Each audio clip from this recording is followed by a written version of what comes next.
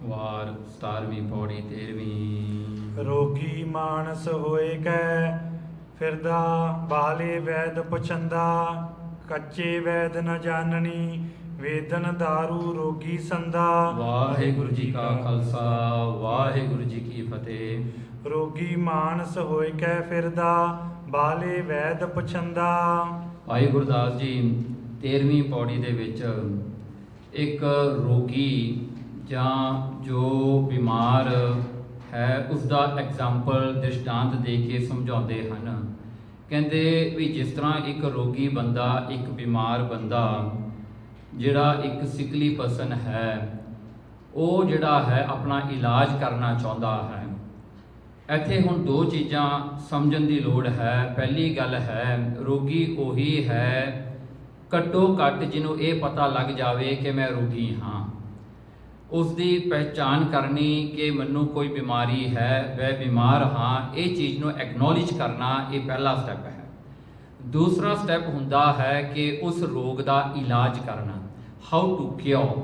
ਸੋ ਉਹਨੂੰ ਜਿਹੜਾ ਹਨ ਉਸ ਨੂੰ ਠੀਕ ਕਰਨ ਦੀ ਜਿਹੜੀ ਹੈ ਉਮੀਦ ਰੱਖ ਕੇ ਤੇ ਰੋਗੀ ਜਿਹੜਾ ਬੰਦਾ ਹੈ ਬਿਮਾਰ ਬੰਦਾ ਹੈ ਉਹ ਕੀ ਕਰਦਾ ਹੈ, ਉਹ ਕਿਹੇ ਜਿਹੇ ਡਾਕਟਰ ਕੋਲ ਜਾਂਦਾ ਹੈ, ਫਿਜ਼ੀਸ਼ੀਅਨ ਕੋਲ ਜਾਂਦਾ ਹੈ ਆਪਣਾ ਇਲਾਜ ਕਰਾਉਣ ਵਾਸਤੇ। ਇੱਥੇ ਭਾਈ ਗੁਰਦਾਸ ਨੇ ਇਹ ਐਗਜ਼ਾਮਪਲ ਦ੍ਰਿਸ਼ਟਾਂਤ ਲੈ ਕੇ ਇੱਕ ਮਨਮੁਖ ਦੀ ਦਸ਼ਾ ਨੂੰ ਸਮਝਾਇਆ ਹੈ। ਜਿਸ ਤਰ੍ਹਾਂ ਕਿ ਭਾਈ ਗੁਰਦਾਸ ਜੀ ਹੁਣ ਦੱਸਦੇ ਹਨ ਰੋਗੀ ਮਾਨਸ ਹੋਏ ਕੈ ਫਿਰਦਾ। ਦੇਖੋ ਜਿਹੜਾ ਰੋਗੀ ਹੈ ਕਹਿੰਦੇ ਜਦੋਂ ਮਾਨਸ ਕੋਈ ਮਨੁੱਖ ਰੋਗੀ ਹੁੰਦਾ ਹੈ ਉਹ ਰੂਮਿੰਗ ਕਰਦਾ ਹੈ, ਉਹ ਵੰਡਰਿੰਗ ਕਰਦਾ ਹੈ, ਉਹ ਇੱਕ ਵੈਦ ਨੂੰ ਲੱਭਦਾ ਹੈ ਕਿ ਉਹ ਉਸ ਨੂੰ ਡਾਕਟਰ ਜਾਂ ਫਿਜ਼ੀਸ਼ੀਅਨ ਕੋਈ ਮਿਲ ਜਾਵੇ ਜਿਸ ਦੇ ਕਰਕੇ ਉਸ ਦਾ ਇਲਾਜ ਹੋਵੇ। ਬਾਹਲੇ ਵੈਦ ਪੁਛੰਦਾ। ਪਰ ਦੇਖੋ ਨਾ ਰੋਗੀ ਦੇ ਮਨ ਦੇ ਵਿੱਚ ਸੰਤੁਸ਼ਟੀ ਨਹੀਂ ਹੁੰਦੀ। ਇੱਕ ਰੋਗੀ ਬੰਦਾ ਨਾ ਕਿਤੇ ਵੀ ਕੰਟੈਂਟ ਨਹੀਂ ਹੁੰਦਾ, ਉਹਦੇ ਮਨ 'ਚ ਭੜਕਣਾ ਇਹ ਹੁੰਦੀ ਹੈ ਪਤਾ ਨਹੀਂ ਇਹ ਵੈਦ ਇਹ ਡਾਕਟਰ ਠੀਕ ਆ ਕਿ ਨਹੀਂ, ਮੈਂ ਹੋਰ ਕਿਸੇ ਨੂੰ ਪੁੱਛ ਲਵਾਂ, ਮੈਂ ਹੋਰ ਕਿਤੇ ਚਲਿਆ ਜਾਵਾਂ। ਜੇ ਕੋਈ ਦੱਸ ਦੇਵੇ ਜੀ ਫਲਾਣਾ ਡਾਕਟਰ ਬਹੁਤ ਚੰਗਾ ਹੈ, ਫਲਾਣਾ ਫਿਜ਼ੀਸ਼ੀਅਨ ਚੰਗਾ ਹੈ, ਵੈਦ ਚੰਗਾ, ਤਾਂ ਉਹਦੇ ਕੋਲ ਚਲਿਆ ਜਾਂਦਾ ਹੈ। ਤੇ ਕਹਿੰਦੇ ਭਾਈ ਗੁਰਦਾਸ ਕੇ ਬਾਹਲੇ ਵੈਦ ਪੁੱਛੰਦਾ, ਬਾਹਲੇ ਵੈਦਾਂ ਨੂੰ ਪੁੱਛੀ ਜਾਂਦਾ, ਹਰ ਇੱਕ ਵੈਦ ਕੋਲ ਡਾਕਟਰ ਕੋਲ ਜਾ ਕੇ ਉਹਦੀ ਐਡਵਾਈਸ ਦਿੰਦਾ ਹੈ, ਉਸਦੀ ਕੰਸਲਟੇਸ਼ਨ ਲੈਂਦਾ ਹੈ ਕਿ ਮੇਰੀ ਬਿਮਾਰੀ ਕਿਵੇਂ ਦੂਰ ਹੋਵੇ। ਹੁਣ ਦੇਖੋ ਜਿਹੜਾ ਡਾਕਟਰ ਹੈ ਜਾਂ ਫਿਜ਼ੀਸ਼ੀਅਨਸ ਹੁੰਦੇ ਨੇ, ਚਲੋ ਜਿਹੜੇ ਵੈਦ ਹੁੰਦੇ ਨੇ ਉਹਨਾਂ ਦੀ ਆਪਣੀ ਆਪਣੀ ਓਪੀਨੀਅਨ ਜ਼ਰੂਰ ਹੁੰਦੀ ਥੋੜ੍ਹੀ ਬਹੁਤੀ, ਪਰ ਹੁਣ ਪਹਿਲੀ ਗੱਲ ਹੈ ਉਸ ਰੋਗ ਦੀ ਜੜ ਨੂੰ ਪਹਿਚਾਨਣਾ, ਉਹ ਤਾਂ ਟੈਸਟ ਕਰਨੇ ਪੈਂਦੇ ਨੇ, ਕੋਈ ਲੈਬ 'ਚ ਜਾਣਾ ਪੈਂਦਾ ਜਿਵੇਂ ਅੱਜ ਕੱਲ੍ਹ ਲੈਬ 'ਚ ਜਾਈਦਾ ਹੈ। ਸੋ ਉਸ ਨੂੰ ਡਿਟਰਮਿਨ ਕਰਨਾ ਪੈਂਦਾ ਹੈ ਉਸ ਦੀ ਬਿਮਾਰੀ ਦਾ ਜਿਹੜਾ ਹੈ ਉਸ ਦਾ ਉਹ ਬਿਮਾਰੀ ਕਿੱਥੋਂ ਸ਼ੁਰੂ ਹੋਈ ਉਸ ਦਾ ਪਤਾ ਲੱਗਣਾ ਚਾਹੀਦਾ ਹੈ। ਜੇ ਇਸ ਤਰ੍ਹਾਂ ਨਾ ਹੋਵੇ ਤਾਂ ਓਪੀਨੀਅਨ ਜੇ ਪੁੱਛੇ ਜਾਣ ਤਾਂ ਬੜੇ ਹੀ ਓਪੀਨੀਅਨ ਮਿਲ ਜਾਂਦੇ ਹਨ ਉਹਨਾਂ ਨੂੰ। ਕੱਚੇ ਵੈਦ ਨਾ ਜਾਣਨੀ। ਹੁਣ ਭਾਈ ਗੁਰਦਾਸ ਜੀ ਕਹਿੰਦੇ ਹਰ ਇੱਕ ਵੈਦ ਚੰਗਾ ਨਹੀਂ ਹੁੰਦਾ, ਕਈ ਕੱਚੇ ਵੈਦ ਹੁੰਦੇ ਨੇ। ਕੱਚੇ ਵੈਦ ਉਹ ਹੁੰਦੇ ਨੇ ਜਿਨ੍ਹਾਂ ਨੇ ਪੜ੍ਹਾਈ ਤਾਂ ਨਹੀਂ ਕੀਤੀ ਹੁੰਦੀ ਪੂਰੀ, ਜਾਂ ਪੂਰੀ ਪੜ੍ਹਾਈ ਵੀ ਕੀਤੀ ਹੁੰਦੀ ਆ ਪਰ ਉਹ ਆਪਣੇ ਕੰਮ ਵਿੱਚ ਪੈਸ਼ਨੇਟ ਨਹੀਂ ਹੁੰਦੇ, ਉਹ ਆਪਣੇ ਕੰਮ ਦੇ ਵਿੱਚ ਪੂਰਾ ਸੀਰੀਅਸਲੀ ਨਹੀਂ ਲੈਂਦੇ, ਉਹ ਸਿਰਫ ਜਿਹੜਾ ਹਨ ਵੱਧਾ ਚੱਟੀ ਕਰਦੇ ਹਨ। ਵੱਧਾ ਚੱਟੀ ਹੁੰਦਾ ਵੀ ਘਰ ਪੂਰਾ ਕਰਨਾ, ਜੇ ਕੋਈ ਆ ਗਿਆ ਚੱਲ ਉਹਨੂੰ ਸਲਾਹ ਦੇ ਦਿੱਤੀ, ਚੱਲ ਠੀਕ ਆ ਚੇ ਗਲਤ ਆ ਚੇ ਉਹਨਾਂ ਨੂੰ ਨਹੀਂ ਪਤਾ ਹੁੰਦਾ, ਉਹਨਾਂ ਨੂੰ ਕੋਈ ਪਰਵਾਹ ਨਹੀਂ ਹੁੰਦੀ। ਸੋ ਕਹਿੰਦੇ ਕਈ ਕੱਚੇ ਵੈਦ ਹੁੰਦੇ ਨੇ। ਹੁਣ ਇੱਥੇ ਇੱਕ ਸਾਖੀ ਆਉਂਦੀ ਹੈ ਕਿ ਇੱਕ ਆਦਮੀ ਸੀ ਮੇਰੇ ਵਰਗਾ ਵਿਚਾਰਾ ਜਿਹਨੂੰ ਬੜਾ ਚਾਅ ਸੀ ਡਾਕਟਰ ਬਣਨ ਦਾ, ਤੇ ਉਹਨੂੰ ਜਿਹੜਾ ਹੈ ਇਹ ਚਾਅ ਛੋਟੇ ਹੁੰਦਿਆਂ ਤੋਂ ਤੇ ਬੰਦਿਆਂ ਨੂੰ ਕਈ ਵਾਰੀ ਹੋ ਜਾਂਦਾ ਹੈ ਕਿ ਵੀ ਮੈਂ ਵੀ ਕਿਤੇ ਇੱਕ ਦਿਨ ਟੁੱਟੀਆਂ ਲਾ ਕੇ ਫਿਰਾਂਗਾ, ਮੈਂ ਵੀ ਡਾਕਟਰ ਬਣਾਂਗਾ, ਪਰ ਕਿਸਮਤ ਕਰਕੇ ਨਾ ਬਣ ਸਕਿਆ ਵਿਚਾਰਾ। ਇੱਕ ਦਿਨ ਪਿੰਡ ਦੇ ਵਿੱਚ ਕੀ ਹੋਇਆ ਕਿ ਇੱਕ ਉੱਥੇ ਗਧਾ ਸੀਗਾ, ਉਹ ਗਧੇ ਨੇ ਕੀ ਕੀਤਾ ਵਾਟਰਮੈਲਨ ਖਾ ਲਿਆ। ਤੇ ਵਾਟਰਮੈਲਨ ਹੁਣ ਗਧੇ ਨੇ ਕਿਹੜੇ ਚੀਰ ਕੇ ਖਾਣਾ ਸੀ ਵਿਚਾਰੇ ਨੇ, ਜਾਂ ਉਹਦਾ ਜੂਸ ਬਣਾਉਣਾ ਸੀ ਵਿਚਾਰੇ ਨੇ, ਉਹਨੇ ਸਾਰਾ ਹੀ ਲੰਘਾ ਲਿਆ। ਸੋ ਜਦੋਂ ਲੰਘਿਆ ਉਹ ਤਾਂ ਗਧੇ ਦੇ ਜਿਹੜੇ ਗਲ ਵਿੱਚ ਫਸ ਗਿਆ, ਉਹ ਪੂਰਾ ਵਾਟਰਮੈਲਨ ਜਿਹੜਾ ਸੀਗਾ ਜਾਂ ਜਿਹੜਾ ਹੈ ਜਿਹੜਾ ਤਰਬੂਜ ਸੀਗਾ ਉਹ ਪੂਰਾ ਹੀ ਫਸ ਗਿਆ ਇੱਥੇ। ਹੁਣ ਉਹ ਵੈਦ ਆਇਆ ਇੱਕ ਉੱਥੇ ਵੈਟਰਨਰੀ ਹੋਣਾ, ਉਹਨੇ ਦੇਖਿਆ ਵੀ ਵਿਚਾਰੇ ਨੂੰ ਸਾਹ ਨਹੀਂ ਆਉਂਦਾ, ਉਹਨੇ ਕੀ ਕਿਹਾ ਬੰਦਿਆਂ ਨੂੰ, ਕਹਿੰਦੇ ਗਧੇ ਨੂੰ ਲੰਮਾ ਪਾ ਲਓ ਧਰਤੀ ਤੇ। ਉਹਨੇ ਚੱਕ ਕੇ ਇੱਕ ਪੱਥਰ ਜਿਹੜਾ ਸੀਗਾ ਉਹਦੇ ਗਲੇ ਤੇ ਮਾਰਿਆ, ਕੁਝ ਜਿਹੜਾ ਕੱਪੜਾ ਰੱਖ ਕੇ ਉਹਨੇ ਜ਼ੋਰ ਦੀ ਗਲੇ ਤੇ ਮਾਰਿਆ, ਉਹ ਵਾਟਰਮੈਲਨ ਅੰਦਰੋਂ ਟੁੱਟ ਗਿਆ ਤੇ ਉਹ ਵਾਟਰਮੈਲਨ ਲੰਘ ਗਿਆ। ਅੱਧਾ ਉਹਨੇ ਉਲਟੀ ਕਰ ਦਿੱਤੀ ਉਹ ਗਧੇ ਨੇ ਤੇ ਉਹ ਗਧਾ ਠੀਕ ਹੋ ਗਿਆ। ਸੋ ਇਹ ਜਿਹੜਾ ਮੇਰੇ ਵਰਗਾ ਬੰਦਾ ਸੀ ਵਿਚਾਰਾ ਜਿਹੜਾ ਬਹੁਤ ਜ਼ਿਆਦਾ ਉਹਨੂੰ ਚਾਅ ਸੀ ਡਾਕਟਰ ਬਣਨ ਦਾ, ਉਹਨੇ ਦੇਖ ਲਿਆ ਤੇ ਉਹਨੇ ਸੋਚਿਆ ਕਿ ਡਾਕਟਰ ਬਣਨਾ ਕੋਈ ਔਖਾ ਨਹੀਂ ਹੈਗਾ, ਵੈਰੀ ਸਿੰਪਲ ਥਿੰਗ ਹੈ, ਤਾਂ ਲੌਜਿਕ ਹੈ, ਇਹ ਤਾਂ ਲੌਜੀਕਲ ਥਿੰਕਿੰਗ ਹੈ, ਹੋ ਜਾਏਗਾ ਜੀ, ਮੈਂ ਵੀ ਡਾਕਟਰ ਬਣ ਜਾਣਾ। ਕੀ ਹੋਇਆ, ਕੁਝ ਕੁ ਮਹੀਨਿਆਂ ਦੇ ਬਾਅਦ ਹੁਣ ਉਹ ਵੈਦ ਤਾਂ ਕਿਤੇ ਨਹੀਂ ਹੈਗਾ ਤੇ ਉਹ ਚਲਿਆ ਗਿਆ, ਤੇ ਇੱਕ ਮਾਈ ਸੀ ਵਿਚਾਰੀ, ਉਹਨੂੰ ਚੁੱਕ ਹੋ ਗਿਆ, ਉਹ ਕੁਝ ਖਾ ਲਿਆ, ਉਹਦੇ ਗਲੇ ਵਿੱਚ ਫਸ ਗਿਆ, ਤੇ ਇਹ ਸਾਹਮਣੇ ਹੋ ਗਿਆ ਮੇਰੇ ਵਰਗਾ, ਕਹਿੰਦਾ ਜੀ ਮੈਨੂੰ ਇਲਾਜ ਦਾ ਪਤਾ ਹੀ ਹੈ ਇਹਦਾ, ਹੁਣ ਮੈਨੂੰ ਪਤਾ ਹੈ, ਤੁਸੀਂ ਸਾਰੇ ਪਾਸੇ ਹੋ ਜਾਓ, ਬੁੜੀ ਨੂੰ ਲੰਮੀ ਪਾਲੋ ਜੀ ਧਰਤੀ ਤੇ। ਉਹਨਾਂ ਨੇ ਫੜ ਕੇ ਬੁੜੀ ਨੂੰ ਸਾਹ ਨਾ ਆਵੇ ਵਿਚਾਰੀ ਨੂੰ, ਤੇ ਉਹ ਵਿਚਾਰੀਆਂ ਚੁੱਕ ਹੋਈ ਨੀਲੀ ਪੀਲੀ ਹੋਈ ਤੇ ਲੋਕਾਂ ਨੇ ਫੜ ਕੇ ਵਿਚਾਰੀ ਨੂੰ ਲੰਮੀ ਪਾ ਲਿਆ। ਲੰਮੀ ਪਾ ਕੇ ਇਹ ਪੱਥਰ ਲੈ ਕੇ ਆਇਆ ਜੀ, ਇਹਨੇ ਪੱਥਰ ਜਿਵੇਂ ਗਧੇ ਨੇ ਮਾਰਿਆ ਸੀ ਨਾ ਡਾਕਟਰ ਨੇ, ਇਹਨੇ ਬੁੜੀ ਦੇ ਗਲ ਤੇ ਮਾਰਿਆ, ਵਿਚਾਰੀ ਦੇ ਜ਼ੋਰ ਦੀ ਮਾਰਿਆ, ਤੇ ਬੁੜੀ ਨੇ ਠੀਕ ਤਾਂ ਕੀ ਹੋਣੀ ਸੀ, ਵਿਚਾਰੀ ਦਾ ਕੀਰਤਨ ਸੋਹਿਲਾ ਪੜਿਆ ਗਿਆ, ਵਿਚਾਰੀ ਦਾ ਭੋਗੇ ਪਾਤਾ ਸਿੱਧਾ, ਉਹਨੂੰ ਗਾਈ ਪਚਾਤਾ। ਤੇ ਫੇਰ ਜਿਹੜਾ ਹੈ ਇਹ ਜਿਹੜਾ ਲੋਕ ਉਹਦੇ ਪਿੱਛੇ ਪੈ ਗਏ, ਕਹਿੰਦੇ ਇਹ ਤੂੰ ਕੀ ਕੀਤਾ? ਕਹਿੰਦਾ ਮੈਂ ਨਹੀਂ ਕੀਤਾ, ਮੈਂ ਤਾਂ ਪ੍ਰੈਕਟੀਸ਼ਨਰ ਨੂੰ ਦੇਖਿਆ ਸੀਗਾ ਇਹ ਪ੍ਰੈਕਟਿਸ ਕਰਦੇ ਹੋਏ ਨੂੰ, ਹਾਂਜੀ ਹੁਣ ਮੇਰਾ ਕਸੂਰ ਨਹੀਂ, ਤੁਸੀਂ ਉਹ ਵੈਦ ਨੂੰ ਲੱਭੋ ਪੁਰਾਣੇ ਨੂੰ, ਉਹਨੇ ਇਸ ਤਰ੍ਹਾਂ ਹੀ ਕੀਤਾ ਸੀਗਾ, ਮੈਂ ਤਾਂ ਸਿਰਫ ਫੋਲੋ ਕੀਤਾ, ਕਹਿੰਦਾ ਮੇਰਾ ਨਹੀਂ ਕਸੂਰ ਹੈਗਾ। ਸੋ ਇਹ ਜੇ ਕੱਚੇ ਵੈਦ ਹੁੰਦੇ ਨੇ, ਤੇ ਕੱਚੇ ਵੈਦ ਉਹ ਵੀ ਹੁੰਦੇ ਨੇ ਜਿਵੇਂ ਕੋਈ ਘਰ 'ਚ ਬਿਮਾਰ ਹੋਵੇ ਇੱਕ ਬੰਦਾ, ਜਿਹੜੇ ਹਨ ਸਾਰੇ ਘਰ ਦੇ ਮੈਂਬਰ ਡਾਕਟਰ ਬਣ ਜਾਂਦੇ ਨੇ, ਸਲਾਹਾਂ ਦੇਣੀਆਂ ਸ਼ੁਰੂ ਕਰ ਦਿੰਦੇ ਨੇ, ਤੂੰ ਪੈਨਾਡੋਲ ਖਾ ਲਾ, ਤੂੰ ਆਹ ਖਾ ਲਾ, ਤੂੰ ਉਹ ਖਾ ਲਾ, ਤੂੰ ਇਹ ਕਰ ਲਾ, ਤੂੰ ਨਹਾ ਲਾ ਠੰਡੇ ਪਾਣੀ ਲਾ, ਕੋਈ ਗਰਮ ਪਾਣੀ ਕਹਿੰਦਾ ਹੈ, ਕੋਈ ਕਹਿੰਦਾ ਤੂੰ ਨਹਾਈ ਨਾ ਹੁਣ, ਹਾਂਜੀ ਬੜੇ ਸਲਾਹਾਂ ਦੇਣ ਵਾਲੇ ਇਕੱਠੇ ਹੋ ਕੇ ਆ ਜਾਂਦੇ ਨੇ। ਸੋ ਇਸ ਤਰ੍ਹਾਂ ਕਹਿੰਦੇ ਵੀ ਕੱਚੇ ਵੈਦ ਜਿਹੜੇ ਹੁੰਦੇ ਹਨ ਉਹ ਨਹੀਂ ਬਿਮਾਰੀ ਨੂੰ ਸਮਝਦੇ, ਉਹਨਾਂ ਨੂੰ ਬਿਮਾਰੀ ਦਾ ਕੋਈ ਪਤਾ ਹੀ ਨਹੀਂ ਲੱਗਦਾ ਵੀ ਬਿਮਾਰੀ ਕਿਉਂ ਹੋਈ ਆ, ਕਿੱਥੋਂ ਹੋਈ ਹੈ। ਵੇਦਨ ਦਾਰੂ ਰੋਗੀ ਸੰਦਾ, ਦੇਖੋ ਵੇਦਨ ਕਹਿੰਦੇ, ਪਰ ਇੱਕ ਗੱਲ ਹੈ, ਜਿਹਨੂੰ ਰੋਗ ਹੈ ਨਾ, ਜਿਹਨੂੰ ਉਹ ਬਿਮਾਰੀ ਲੱਗੀ ਹੋਈ ਹੈ, ਉਹਨੂੰ ਪੀੜਾਂ ਹੁੰਦੀਆਂ ਨੇ, ਉਹ ਫੀਲ ਕਰਦਾ। ਕੌਣ ਜਾਣੇ ਪੀੜ ਪਰਾਈ, ਹੁਣ ਜੇ ਪਰਾਈ ਪੀੜੀ ਨੂੰ ਕੌਣ ਜਾਣਦਾ ਹੈ, ਹੁਣ ਜਿਹਨੂੰ ਹੁੰਦੀ ਆ ਵਿਚਾਰੇ ਉਹਨੂੰ ਹੀ ਤਾਂ ਪਤਾ ਹੁੰਦਾ। ਕਹਿੰਦੇ ਵੇਦਨ ਦਾਰੂ ਰੋਗੀ ਸੰਦਾ, ਕਹਿੰਦੇ ਕਿ ਇਹ ਬਿਮਾਰੀ ਵਿੱਚ ਜਿਹੜੇ ਪੀੜਤ ਹੋਇਆ ਰੋਗੀ ਹੈ, ਹੁਣ ਇਹ ਕੱਚੇ ਵੈਦਾਂ ਕੋਲ ਜੇ ਜਾਏਗਾ ਇਹਦਾ ਰੋਗ ਨਹੀਂ ਠੀਕ ਹੋਣਾ। ਉਹ ਕੱਚੇ ਵੈਦਾਂ ਨੂੰ ਪਤਾ ਹੀ ਨਹੀਂ ਲੱਗਣਾ ਵੀ ਇਹਦਾ ਕਰਨਾ ਕੀ ਹੈ, ਉਹਨਾਂ ਨੇ ਆਪਣਾ ਜਿਹੜਾ ਹੈ ਆਪਣਾ ਘਰ ਪੂਰਾ ਕਰਨਾ, ਉਹਨਾਂ ਨੂੰ ਕੁਝ ਨਾ ਕੁਝ ਦੇ ਕੇ ਉਹਨੂੰ ਸਾਰ ਦੇਣਾ। ਸੋ ਕਈ ਜਿਵੇਂ ਡਾਕਟਰ ਹੁੰਦੇ ਨੇ, ਉਹਨਾਂ ਨੂੰ ਜਦੋਂ ਬਿਮਾਰੀ ਨਹੀਂ ਸਮਝ ਆਉਂਦੀ ਉਹ ਪੇਨ ਕਿਲਰਸ ਦੇ ਕੇ ਛੱਡਦੇ ਨੇ ਵੀ ਚਲੋ ਤੂੰ ਪੇਨ ਕਿਲਰ ਖਾ ਲਾ, ਜਾ ਕੇ ਸੌਂ ਜਾ, ਜੇ ਠੀਕ ਹੋ ਗਿਆ ਤਾਂ ਵਾਹਿਗੁਰੂ ਆ, ਜੇ ਨਾ ਠੀਕ ਹੋਇਆ ਫੇਰ ਆ ਜੀ। ਸੋ ਇਸ ਤਰ੍ਹਾਂ ਕਰਕੇ ਹੁੰਦਾ ਹੈ, ਹੁਣ ਉਹ ਵੀ ਵਿਚਾਰੇ ਕੀ ਕਰਨ। ਸੋ ਇਸ ਤਰ੍ਹਾਂ ਕਰਕੇ ਕਹਿੰਦੇ ਇਹ ਕੱਚੇ ਵੈਦਾਂ ਨੂੰ ਨਹੀਂ ਪਤਾ ਲੱਗਦਾ ਬਿਮਾਰੀ ਦਾ। ਹੋਰੋ ਦਾਰੂ ਰੋਗ ਹੋਰ, ਦੇਖੋ ਕੀ ਹੁੰਦਾ, ਕੱਚੇ ਜਿਹੜੇ ਵੈਦ ਹੁੰਦੇ ਨੇ, ਦਾਰੂ ਜਿਹੜਾ ਹਨ ਉਸਦੀ ਬਿਮਾਰੀ ਕੁਝ ਹੋਰ ਹੁੰਦੀ ਆ, ਉਹਦੀ ਦਾਰੂ ਦਵਾਈ ਹੋਰ ਕੁਝ ਦੇਈ ਜਾਂਦੇ ਨੇ, ਉਹਦਾ ਜਿਹੜਾ ਇਲਾਜ ਟ੍ਰੀਟਮੈਂਟ ਕੁਝ ਹੋਰ ਹੁੰਦਾ, ਬਿਮਾਰੀ ਕੁਝ ਹੋਰ ਹੁੰਦੀ ਹੈ। ਸੋ ਇਸ ਤਰ੍ਹਾਂ ਕਰਕੇ ਵੀ ਹੁੰਦਾ ਹੈ, ਜਿਵੇਂ ਕੋਈ ਕਹੇ ਮੇਰਾ ਪੈਰ ਦੁਖਦਾ ਹੈ ਤੇ ਉਹਦੇ ਹੱਥ ਦਾ ਆਪਰੇਸ਼ਨ ਕਰ ਦੇਣ, ਫਿਰ ਇਹਦਾ ਗੱਲ ਨਹੀਂ ਨਾ ਬਣਦੀ। ਹੁਣ ਪੀੜ ਜਿੱਥੇ ਹੈਗੀ ਉਹਦਾ ਤਾਂ ਇਲਾਜ ਹੋਇਆ ਕੋਈ ਨਹੀਂਗਾ, ਤੇ ਹੋਰ ਇੱਕ ਜਾ ਕੇ ਇਲਾਜ ਕਰਾ ਲੇ। ਹੋਏ ਪਚਾਇੜ ਦੁੱਖ ਸਹੰਦਾ, ਦੇਖੋ ਇਹ ਜਿਹੜਾ ਹਨ ਪਚੇੜ ਜਿਹੜਾ ਹੁੰਦਾ ਹੈ ਨਾ, ਪਚੇੜ ਹੁੰਦਾ ਹੈ ਵੀ ਉਹ ਰੋਗ ਨੇ ਵਧਣਾ। ਜੇ ਕੱਚੇ ਵੈਦ ਕੋਲ ਜਾਵਾਂਗੇ ਰੋਗ ਨੇ ਹਟਣਾ ਨਹੀਂ, ਉਹ ਪੀੜ ਹਟੇਗੀ ਨਹੀਂ, ਉਹ ਪੇਨ ਹਟੇਗਾ ਨਹੀਂ, ਉਹ ਵਧੇਗਾ, ਉਹ ਦਿਨੋਂ ਦਿਨ ਹੋਰ ਵਧੇਗਾ। ਕਿਉਂਕਿ ਕੀ ਹੁੰਦਾ ਹੈ, ਕਈ ਟ੍ਰੀਟਮੈਂਟਸ ਜੇ ਗਲਤ ਕੀਤੇ ਜਾਣ ਉਹ ਬਿਮਾਰੀ ਨੂੰ ਹੋਰ ਵਧਾ ਦਿੰਦੇ ਨੇ। ਸੋ ਹੋਰ ਐਂਪਲੀਫਾਈ ਹੋ ਜਾਂਦਾ ਹੈ, ਉਹ ਰੋਗ ਹੋਰ ਵੱਧ ਜਾਂਦਾ ਹੈ ਤੇ ਦੁੱਖ ਹੋਰ ਜ਼ਿਆਦਾ ਹੋ ਜਾਂਦਾ ਹੈ। ਆਵੇ ਵੈਦ ਸੋ ਵੈਦ ਘਰ, ਪਰ ਕਹਿੰਦੇ ਜਦੋਂ ਚੰਗਾ ਵੈਦ ਆ ਜਾਵੇ, ਕੋਈ ਚੰਗਾ ਫਿਜ਼ੀਸ਼ੀਅਨ ਡਾਕਟਰ ਆ ਜਾਵੇ, ਤਾਂ ਉਹ ਕੀ ਕਰਦਾ ਹੈ, ਜਿਹੜਾ ਸਿਆਣਾ ਡਾਕਟਰ ਹੁੰਦਾ ਹੈ ਤਾਂ ਉਹ ਕੀ ਕਰਦਾ ਹੈ, ਦਾਰੂ ਦਸ ਰੋਗ ਲਹੰਦਾ। ਉਹ ਡਾਕਟਰ ਜਿਹੜਾ ਹੈ ਉਹ ਆਪਣਾ ਜਿਹੜਾ ਹੈ ਚੈੱਕ ਕਰਕੇ ਉਹਨੇ ਕੀ ਕਰਨਾ ਹੈ, ਦਾਰੂ ਦੱਸ ਦੇਣੀ ਹੈ, ਉਹਨੇ ਦਵਾਈ ਦੇ ਦੇਣੀ ਹੈ, ਮੈਡੀਸਨ ਦੇ ਦੇਣੀ ਹੈ, ਤੇ ਉਹ ਸਾਰਾ ਹੀ ਰੋਗ ਚਲਿਆ ਜਾਂਦਾ ਹੈ, ਸਾਰਾ ਹੀ ਰੋਗ ਲੱਥ ਜਾਂਦਾ ਹੈ, ਉਹਦਾ ਫਿਰ ਰੋਗ ਨਹੀਂ ਰਹਿੰਦਾ।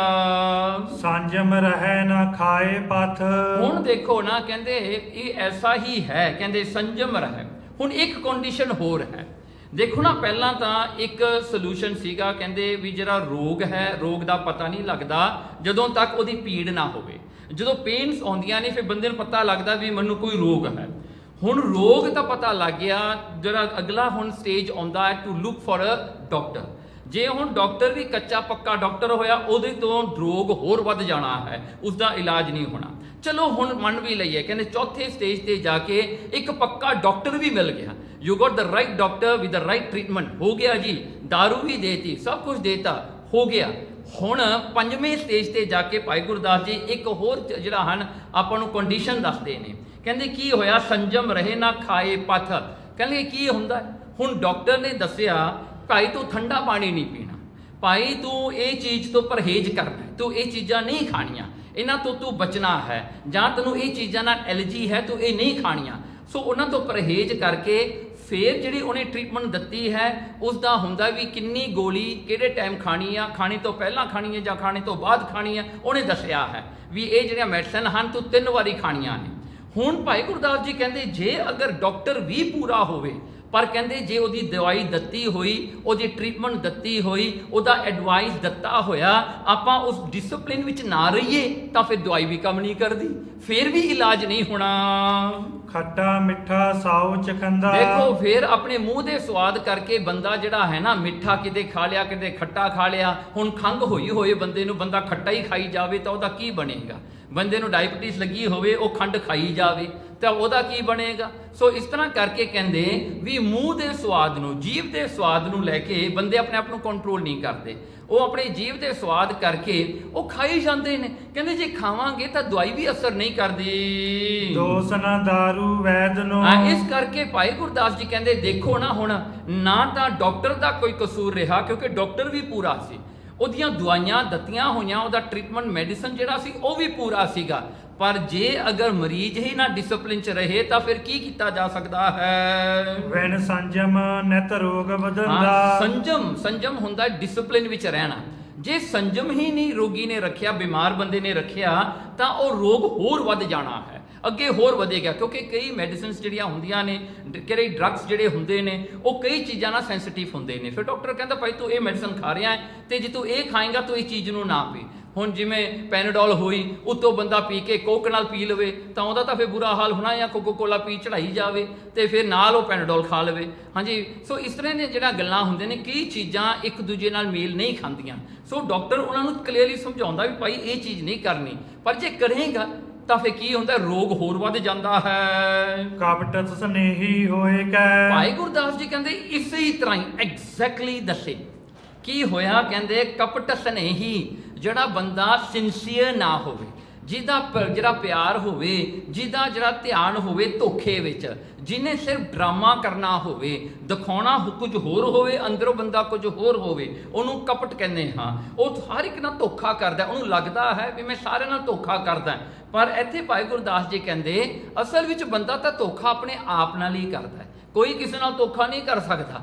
ਕਹਿੰਦੇ ਜੋ ਤੂੰ ਕਿਸੇ ਨਾਲ ਕਰੇਂਗਾ ਤੂੰ ਆਪਣੇ ਆਪ ਨਾਲ ਕਰ ਰਿਹਾ। ਇਸ ਕਰਕੇ ਕਪਟਸ ਨਹੀਂ, ਕਈਆਂ ਨੂੰ ਆਦਤ ਪੈ ਜਾਂਦੀ ਹੈ ਬਾਹਰੋਂ ਸੰਤ ਬਣਨਾ ਤੇ ਅੰਦਰੋਂ ਲੁਟੇਰੇ ਬਣੇ ਰਹਿਣਾ। ਸੋ ਇਹ ਉਹ ਅੰਦਰਲੀ ਆਈਡੈਂਟੀਟੀ ਨੂੰ ਵੀ ਬਚਾਉਂਦੇ ਨੇ ਤੇ ਬਾਹਰਲੀ ਨੂੰ ਕ੍ਰੀਏਟ ਕਰਦੇ ਨੇ। ਸੋ ਬਾਹਰਲਾ ਜਿਹੜਾ ਦਿਖਾਉਂਦੇ ਨੇ ਵੀ ਮੈਂ ਬਹੁਤ ਪਾਈਅਸ ਹਾਂ, ਪਰ ਅੰਦਰ ਉਹ ਬੰਦਾ ਬਿਲਕੁਲ ਭੂਤੇ ਹੁੰਦਾ ਹੈ, ਕੋਈ ਭੂਤ ਨਾਲੋਂ ਘੱਟ ਨਹੀਂ ਹੁੰਦਾ। ਤੇ ਫਿਰ ਜਿਹੜਾ ਹੈ ਇਹਨੂੰ ਕਹਿੰਦੇ ਕਪਟਸ ਨਹੀਂ। ਕਹਿੰਦੇ ਕਪਟਸ ਨਹੀਂ ਹੋਏ ਕਹਿ ਫਿਰ ਸਾਧ ਸੰਗਤ ਵਿੱਚ ਆਏ ਸਾਧ ਬੰਦਾ। ਸੰਗਤ ਵਿੱਚ ਆ ਕੇ ਬਹਿ ਜਾਂਦਾ ਜੀ, ਚੋਲਾ ਪਾ ਲਿਆ, ਸੋਹਣਾ ਦਸਤਾਰਾ ਸਜਾ ਲਿਆ, ਸੋਹਣੀਆਂ ਕਿਰਪਾਨਾਂ ਪਾ ਲਿਆ, ਆ ਕੇ ਐ ਬਹਿ ਜਾਂਦਾ ਹੈ। ਲੋਕ ਕਹਿਣਗੇ ਭਾਈ ਸੰਤ ਆ ਗਿਆ, ਇਹ ਤਾਂ ਰੱਬ ਇਹ ਆ ਗਿਆ, ਪਤਾ ਨਹੀਂ ਅੱਜ ਕਿੱਥੋਂ ਆ ਗਿਆ ਪਰ ਆ ਗਿਆ, ਚਲੋ ਬਹਿ ਗਿਆ ਜੀ ਆ ਕੇ ਸੰਗਤ ਵਿੱਚ। ਕਹਿੰਦੇ ਲੋਕਾਂ ਨੂੰ ਦਿਖਾਉਣ ਵਿੱਚ ਤਾਂ ਬੜਾ ਇਹਦਾ ਜਿਹੜਾ ਹੈ ਇਹਦਾ ਸਕਿੱਲ ਹੈ, ਲੋਕਾਂ ਨੂੰ ਭਰਮਾਉਣਾ, ਲੋਕਾਂ ਨੂੰ ਡਰਾਮੇ ਕਰਕੇ ਦਿਖਾਉਣਾ, ਉਹਨੂੰ ਜਾਣਦਾ ਹੈ। ਦੁਰਮਤ ਦੂਜੈ ਭਾਏ ਪਚੰਦਾ। ਪਰ ਗੱਲ ਕੀ ਹੈ? ਕਹਿੰਦੇ ਦੁਰਮਤ ਦੂਜਾ। ਅਖੀਰਕਾਰ ਭਾਈ ਗੁਰਦਾਸ ਦੀ ਅਖੀਰਲੀ ਪੰਕਤੀ 'ਚ ਕਹਿੰਦੇ ਇਹ ਦੁਰਮਤ ਹੈ। ਇਹ ਉਹ ਮਤ ਹੈ ਜਿਹੜੀ ਗੁਰੂ ਤੋਂ ਦੂਰ ਲੈ ਕੇ ਜਾਂਦੀ ਹੈ। ਇਹ ਮਤ ਉਹ ਹੈ ਜੋ ਗੁਰੂ ਨਾਲੋਂ ਤੋੜਦੀ ਹੈ, ਜੋ ਪਰਮੇਸ਼ਰ ਨਾਲੋਂ ਤੋੜਦੀ ਹੈ ਤੇ ਮਾਇਆ ਨਾਲ ਬੰਦਾ ਜੁੜਦਾ ਹੈ। ਇਹ ਦੁਰਮਤ ਜਿਹੜੀ ਦੂਰ ਮਤ ਹੈ, ਜਿਹੜੀ ਪਰਮਾਤਮਾ ਤੋਂ ਦੂਰ ਕਰਨ ਵਾਲੀ ਮਤ, ਜਿਹੜੀ ਮਾਇਆ ਵਾਲੀ ਮਤ ਹੈ, ਉਹਨੂੰ ਧਾਰਨ ਕਰਨ ਵਾਲਾ ਕਹਿੰਦੇ ਭਾਏ ਪਚੰਦਾ। ਕਹਿੰਦੇ ਇਹ ਜਿਹੜਾ ਕੀ ਹੁੰਦਾ ਹੈ, ਇਹ ਫਿਰ ਜਾ ਕੇ ਦੂਜੇ ਭਾਵ ਦੇ ਵਿੱਚ, ਦੂਜੇ ਪ੍ਰੇਮ ਵਿੱਚ ਜਾ ਕੇ ਸੜਦਾ ਹੈ। ਇਹ ਇੱਥੇ ਦੁਨੀਆ ਵਿੱਚ ਵੀ ਈਰਖਾ ਵਿੱਚ ਸੜੀ ਜਾਂਦਾ ਹੈ, ਕਿਉਂਕਿ ਜੋ ਬੰਦਾ ਵੱਡਾ ਬਣਦਾ ਹੈ ਨਾ, ਆਪਣਾ ਸਟੇਟਸ ਬਣਾਉਂਦਾ ਹੈ ਨਾ, ਉਹਨੂੰ ਫਿਰ ਆਲੇ ਦੁਆਲੇ ਬੰਦਿਆਂ ਤੇ ਬਹੁਤ ਧਿਆਨ ਹੁੰਦਾ ਹੈ। ਕਿਤੇ ਇਹ ਤਾਂ ਨਹੀਂ ਮੇਰੇ ਨਾਲੋਂ ਜ਼ਿਆਦਾ ਹੋ ਗਿਆ, ਕਿਤੇ ਇਹ ਤਾਂ ਨਹੀਂ ਮੇਰੇ ਤੋਂ ਵੱਡਾ ਹੋ ਗਿਆ, ਕਿਤੇ ਇਹ ਤਾਂ ਨਹੀਂ ਮੇਰੇ ਤੋਂ ਜ਼ਿਆਦਾ ਇਹਨੂੰ ਫੇਮ ਹੋ ਗਿਆ, ਇਹ ਫੇਮਸ ਹੋ ਗਿਆ। ਉਹ ਸੜੇਵਾਂ ਜਿਹੜਾ ਹੁੰਦਾ ਹੈ ਉਹਦੇ ਕਰਕੇ ਸੜਦਾ ਹੀ ਰਹਿੰਦਾ ਹੈ। ਤੇ ਭਾਈ ਗੁਰਦਾਸ ਜੀ ਕਹਿੰਦੇ ਤੇ ਕੰਮ ਮੁੱਕਦਾ ਨਹੀਂ, ਭਾਏ ਪਚੰਦਾ, ਮਰ ਕੇ ਵੀ ਨਰਕਾਂ 'ਚ ਫਿਰ ਜਾ ਕੇ ਸੜਦਾ ਹੈ, ਉਹਦਾ ਇਹ ਹਾਲ ਹੁੰਦਾ। ਸੋ ਭਾਈ ਗੁਰਦਾਸ ਜੀ ਨੇ ਇੱਥੇ ਪਹਿਲੀ ਗੱਲ ਆਪਾਂ ਨੂੰ ਦੱਸੀ ਹੈ ਕਿ ਜਦੋਂ ਹਿਊਮਨ ਰਿਅਲਾਈਜੇਸ਼ਨ ਆਉਂਦਾ ਹੈ, ਹੁਣ ਹਿਊਮਨ ਰਿਅਲਾਈਜੇਸ਼ਨ ਦੇ ਵਿੱਚ ਆਪਾਂ ਇਹ ਪੌੜੀ ਦੇ ਫਿਰ ਇੱਕ ਵਾਰੀ ਅਰਥ ਕਰੀਏ ਸ਼ੁਰੂ ਤੋਂ ਲੈ ਕੇ। ਹੁਣ ਆਪਾਂ ਇਹ ਪਰਸਪੈਕਟਿਵ ਤੋਂ ਲਈਏ ਕਿ ਜਿਹੜਾ ਰਿਅਲਾਈਜੇਸ਼ਨ ਬੰਦੇ ਨੂੰ ਐਨਲਾਈਟਮੈਂਟ ਕਿਵੇਂ ਹੁੰਦਾ ਹੈ। ਰੋਗੀ ਮਾਨਸ ਹੋਏ ਕੈ ਫਿਰਦਾ। ਦੇਖੋ ਇਹ ਜਿਹੜਾ ਮਾਨਸ ਹੈ ਇਹ ਰੋਗੀ ਹੋ ਕੇ ਇਹਨੂੰ ਬਿਮਾਰੀ ਲੱਗੀ ਹੋਈ ਆ ਕਾਮ ਕ੍ਰੋਧ ਲੋਭ ਮੋਹ ਹੰਕਾਰ ਦੀ, ਤੇ ਇਹ ਜਨਮਾਂ ਜਨਮਾਂਤਰਾਂ ਵਿੱਚ ਜਨਮ ਤੇ ਮਰਨ ਦੇ ਗੇੜ ਵਿੱਚ 84 ਲੱਖ ਜੁਨੀਆਂ ਵਿੱਚ 8.4 ਮਿਲੀਅਨ ਸਪੀਸੀਜ਼ ਦੇ ਵਿੱਚ ਇਹ ਫਿਰਦਾ ਹੈ, ਜੰਮਦਾ ਤੇ ਮਰਦਾ ਹੈ। ਬਾਹਲੇ ਵੈਦ ਪੁਛੰਦਾ। ਫਿਰ ਇਹਨੇ ਆਪਣੇ ਹਰ ਇੱਕ ਜਨਮ ਦੇ ਵਿੱਚ ਕੋਈ ਨਾ ਕੋਈ ਗੁਰੂ ਬਣਾਇਆ, ਕੋਈ ਨਾ ਕੋਈ ਐਡਵਾਈਜ਼ਰ ਬਣਾਇਆ, ਕੋਈ ਨਾ ਕੋਈ ਧਰਮ ਨੂੰ ਅਪਣਾਇਆ, ਕੋਈ ਨਾ ਕੋਈ ਇਹਨੇ ਜਿਹੜਾ ਹਨ ਕੋਸ਼ਿਸ਼ ਕੀਤੀ ਕਿ ਜਿਹੜਾ ਹਨ ਆਪਣੀ ਰੋਜੀ ਰੋਟੀ ਕਮਾਉਣ ਦੇ ਵਿੱਚ ਤੇ ਬਾਕੀ ਲੋਕਾਂ ਨੂੰ ਦਿਖਾਉਣ ਵਾਸਤੇ ਕਿ ਮੈਂ ਬਹੁਤ ਧਰਮੀ, ਮੈਂ ਰਿਲੀਜੀਅਸ ਬੰਦਾ ਹਾਂ। ਇਹਨੇ ਬਹੁਤ ਸਾਰੇ ਵੈਦ ਗੁਰੂ, ਕੱਚੇ ਗੁਰੂ ਬਣਾਏ। ਕੱਚੇ ਵੈਦ ਨਾ ਜਾਣਨੀ। ਪਰ ਕਹਿੰਦੇ ਜਿਵੇਂ ਕੱਚੇ ਵੈਦ, ਜਿਵੇਂ ਕੱਚੇ ਗੁਰੂ ਹੁੰਦੇ ਨੇ ਜਿਹੜੇ ਆਪ ਵੀ ਪੂਰੇ ਨਹੀਂ ਹੁੰਦੇ, ਆਪ ਵੀ ਪਰਮੇਸ਼ਰ ਨਾਲ ਮਿਲੇ ਨਹੀਂ ਹੁੰਦੇ, ਪਰ ਪਖੰਡ ਲੋਕਾਂ ਨੂੰ ਦਿਖਾਉਂਦੇ ਨੇ। ਜਦੋਂ ਉਹਨਾਂ ਦੇ ਜਾ ਕੇ ਚੇਲੇ ਬਣਦੇ ਨੇ, ਉਹ ਕੱਚੇ ਗੁਰੂਆਂ ਦੇ ਚੇਲੇ ਬਣਨ ਕਰਕੇ ਵੇਦਨ ਦਾਰੂ ਰੋਗੀ ਸੰਦਾ। ਦੇਖੋ ਵੇਦਨ ਕਹਿੰਦੇ ਉਹ ਪੀੜਾ ਜਿਹੜੀ ਹੁੰਦੀ ਹੈ ਜਨਮ ਤੇ ਮਰਨ ਦੀ, ਉਹ ਬਣੀ ਰਹਿੰਦੀ ਹੈ, ਉਹ ਨਹੀਂ ਕਿਤੇ ਮੁੱਕਦੀ। ਤੇ ਜਿਹੜਾ ਨਾਮ ਰੂਪੀ ਦਾਰੂ ਜਿਹੜਾ ਸੀਗਾ ਨਾ ਦਵਾਈ, ਹੁਣ ਇਹ ਜਿਹੜਾ ਹਨ ਜਿਹੜਾ ਹਨ ਮੁਕਤੀ ਵਾਸਤੇ ਸਿਰਫ ਇੱਕ ਪਰਮੇਸ਼ਰ ਦੇ ਨਾਮ ਦੀ ਲੋੜ ਹੈ। ਹੁਣ ਉਹ ਨਾਮ ਰੂਪੀ ਦਾਰੂ ਜਿਹੜਾ ਸੀਗਾ ਉਹ ਕੱਚੇ ਗੁਰੂਆਂ ਕੋਲ ਤਾਂ ਹੈ ਨਹੀਂ ਸੀ, ਉਹ ਤਾਂ ਦੇਣ ਜੋਗੇ ਹੀ ਨਹੀਂ ਸੀਗੇ। ਇਸ ਕਰਕੇ ਇਹ ਬੰਦੇ ਦਾ ਦੁੱਖ ਕਿਤੇ ਵੀ ਨਾ ਮੁੱਕਿਆ। ਹੋਰੋ ਦਾਰੂ ਰੋਗ ਹੋਰ। ਦੇਖੋ ਕਹਿੰਦੇ ਜਿਹੜਾ ਰੋਗ ਹੋਰ ਹੈ ਤੇ ਦਾਰੂ ਹੋਰ ਹੈ। ਕਹਿੰਦੇ ਕੀ ਹੋਇਆ, ਇਹ ਜਿਹੜਾ ਹਨ ਸੈਲਫ ਰੀਅਲਾਈਜੇਸ਼ਨ ਵਾਸਤੇ, ਐਨਲਾਈਟਮੈਂਟ ਵਾਸਤੇ ਪਰਮੇਸ਼ਰ ਦੇ ਨਾਮ ਦੀ ਲੋੜ ਹੈ।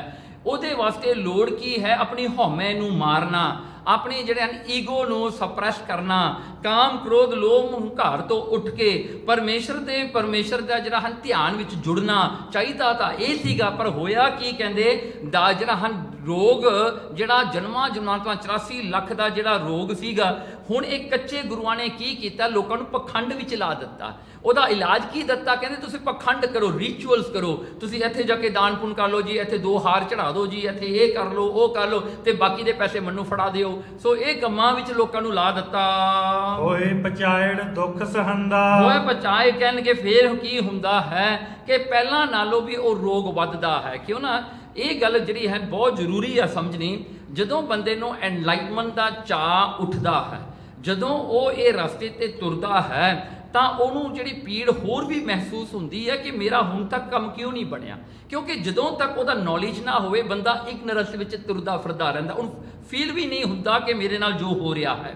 ਪਰ ਜਿੱਦਣ ਤੋਂ ਬੰਦੇ ਨੂੰ ਨੌਲੇਜ ਆਉਣਾ ਸ਼ੁਰੂ ਹੁੰਦਾ ਹੈ, ਉਦੋਂ ਤੋਂ ਲੈ ਕੇ ਬੰਦਾ ਜ਼ਿਆਦਾ ਸੈਂਸਿਟਿਵ ਬਣ ਜਾਂਦਾ ਹੈ। ਉਹਨੂੰ ਹਰ ਇੱਕ ਚੀਜ਼ ਉਹ ਮੈਸ਼ਰ ਕਰਨੀ ਸ਼ੁਰੂ ਕਰ ਦਿੰਦਾ ਹੈ ਵੀ ਮੈਂ ਇੰਨਾ ਚਿਰ ਹੋ ਗਿਆ ਇਹਦੇ ਕੋਲ ਜਾਂਦਿਆਂ ਹੋਇਆਂ, ਮੈਨੂੰ ਕੋਈ ਪ੍ਰਾਪਤੀ ਨਹੀਂ ਹੋਈ, ਮੈਨੂੰ ਕੁਝ ਮਿਲਿਆ ਨਹੀਂ ਹੁਣ ਤੱਕ। ਇਸ ਕਰਕੇ ਉਹ ਦੁੱਖ ਜਿਹੜਾ ਸੀਗਾ ਹੋਰ ਵੱਧਦਾ ਜਾਂਦਾ, ਜਿਵੇਂ ਜਿਵੇਂ ਜਨਮਾਂ ਜਨਮਾਂਤਰਾਂ ਵਿੱਚ ਕੋਈ ਜਿਹੜਾ ਹੈ ਫਿਰਦਾ ਹੈ। ਜਿਵੇਂ ਗੁਰੂ ਨਾਨਕ ਸਾਹਿਬ ਸੱਚੇ ਪਾਤਸ਼ਾਹ ਜੀ ਜਿਵੇਂ ਇੱਕ ਪਿੰਡ ਵਿੱਚ ਜਾਂਦੇ ਹਨ, ਤੇ ਉੱਥੇ ਬੁੱਢਾ ਬਾਬਾ ਬੈਠਾ ਇੱਕ ਜਿਹੜਾ ਹਨ ਥੜੇ ਦੇ ਉੱਤੇ। ਉਹ ਸਵੇਰੇ ਜਿਹੜਾ ਹਨ 4-5 ਵਜੇ ਦਾ ਸਮਾਂ ਸੀਗਾ, ਸਵੇਰ ਦਾ ਅੰਮ੍ਰਿਤ ਵੇਲਾ। ਉਹ ਬੈਠਾ ਰੌਲਾ ਪਾਈ ਜਾਵੇ, ਬੜਾ ਜਿਹੜਾ ਹੈ ਉਹ ਰਿਗਰੈਟ ਕਰ ਰਿਹਾ ਸੀ, ਤੇ ਨਾਲੋਂ ਨਾਲ ਆਪਣੇ ਬੱਚਿਆਂ ਨੂੰ ਕਹਿੰਦਾ ਭਾਈ ਉੱਠ ਕਰੋ ਜੀ, ਖੇਤੀ ਕਰੋ ਜੀ, ਆ ਡੰਗਰਾਂ ਨੂੰ ਜਿਹੜਾ ਦਾਣੇ ਪਾਓ ਜੀ, ਆਹ ਕਰੋ ਜੀ, ਉਹ ਕਰੋ, ਰੌਲਾ ਪਾਈ ਜਾਵੇ। ਗੁਰੂ ਨਾਨਕ ਸਾਹਿਬ ਸੱਚੇ ਪਾਤਸ਼ਾਹ ਉਹਦੇ ਕੋਲ ਜਾ ਕੇ ਕਹਿਣ ਲੱਗੇ, ਬਾਬਾ ਇਹ ਤੂੰ ਕੀ ਕਰ ਰਿਹਾ? ਕਹਿੰਦਾ ਜੀ ਦੇਖ, ਜੇ ਮੈਂ ਹੁਣ ਆਪਣੇ ਬੱਚਿਆਂ ਨੂੰ ਉਠਾ ਰਿਹਾ ਹਾਂ ਵੀ ਉੱਠ ਕੇ ਆਪਣੀ ਖੇਤੀਬਾੜੀ ਦਾ ਕੰਮ ਕਰ ਲੈ, ਪਾਣੀ ਦੇ ਦੇਣ ਖੇਤਾਂ ਨੂੰ, ਡੰਗਰਾਂ ਨੂੰ ਪਾਣੀ ਦੇ ਦੇਣ, ਆ ਸਾਰਾ ਕੰਮ ਪਿਆ ਹੈ, ਕਿੰਨਾ ਹੀ ਕੰਮ ਪਿਆ ਹੈ। ਕਹਿੰਦਾ ਜੇ ਮੈਂ ਨਹੀਂ ਕਹਾਂਗਾ ਤਾਂ ਇਹਨਾਂ ਨੇ ਨਹੀਂ ਕਰਨਾ। ਤੇ ਗੁਰੂ ਨਾਨਕ ਸਾਹਿਬ ਸੱਚੇ ਪਾਤਸ਼ਾਹ ਕਹਿੰਦੇ, ਬਾਬਾ ਕਹਿੰਦੇ ਤੇਰੀ ਉਮਰ ਹੋ ਗਈ ਹੈ, ਹੁਣ ਥੋੜਾ ਚਿਰ ਰਹਿ ਗਈ ਤੇਰੀ ਉਮਰ, ਤੂੰ ਮਰ ਜਾਣਾ, ਤੇਰੇ ਸਵਾਸ ਪੂਰੇ ਹੋਣ ਵਾਲੀ ਹੈ, ਤੂੰ ਨਾਮ ਜਪਿਆ ਕਰ। ਤੂੰ ਜਿਹੜਾ ਮਹਾਰਾਜ ਨੇ ਉਹਨੂੰ ਨਾਮ ਵੀ ਦਿੱਤਾ, ਕਹਿੰਦੇ ਵੀ ਤੂੰ ਸਤ ਕਰਤਾਰ ਵਾਹਿਗੁਰੂ ਕਰ ਲਿਆ ਕਰ ਬਹਿ ਕੇ। ਤੇ ਬਾਬਾ ਕਹਿੰਦਾ ਜੇ ਮੈਂ ਵਾਹਿਗੁਰੂ ਕਰਨ ਲੱਗ ਗਿਆ ਜੀ, ਮੈਂ ਸਿਮਰਨ ਕਰਨ ਲੱਗ ਗਿਆ, ਮੇਰੇ ਤਾਂ ਬੱਚੇ ਨੇ ਕੋਈ ਕੰਮ ਹੀ ਨਹੀਂ ਕਰਨਾ, ਖੇਤਾਂ 'ਚ ਪਾਣੀ ਨਹੀਂ ਆਉਣਾ, ਉਹ ਸਾਰੇ ਸੁੱਕ ਜਾਣੇ ਨੇ, ਡੰਗਰਾਂ ਨੇ ਮਰ ਜਾਣਾ, ਕੋਈ ਦੁੱਧ ਨਹੀਂ ਘਰ ਵਿੱਚ ਹੋਣਾ। ਉਹਨੇ ਬਹੁਤ ਮਹਾਰਾਜ ਜੀ ਹੱਸ ਕੇ ਤੁਰ ਪਏ। ਕੀ ਹੋਇਆ, ਥੋੜੇ ਸਮੇਂ ਬਾਅਦ ਮਹਾਰਾਜ ਫੇਰ ਉਹ ਪਿੰਡ ਵਿੱਚ ਆਏ, ਤੇ ਉਹਨਾਂ ਦੇ ਘਰ ਵਿੱਚ ਸਰਾਧ ਹੋ ਰਿਹਾ ਸੀਗਾ।